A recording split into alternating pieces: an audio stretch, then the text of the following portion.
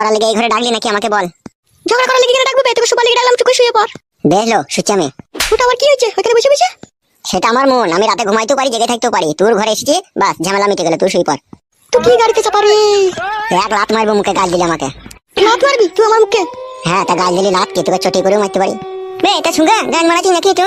চাচাকো মারবো তোকে, আপসি মেরে দেবো। চুপ করে সব শোনা আমার। ও বদ্ধ মানে ইয়ে করে আলপি উঠেছে, বুঝতে পারছিস না? ও আমার সাথে এখন সতীনের মতো ঝগড়া করবে বলে বসেছে। চল চুপ করে শোয়।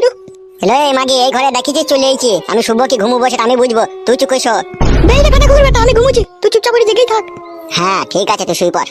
তুই মনে করিস না তুই আধা রাতে ঢেমির ঘরে চলে যাবি, সকাল না হওয়া পর্যন্ত তুই এই ঘর থেকে বেরোতে পাবি না। মুততে যেতে পাবো না যদি মুত লেখা দেখতে।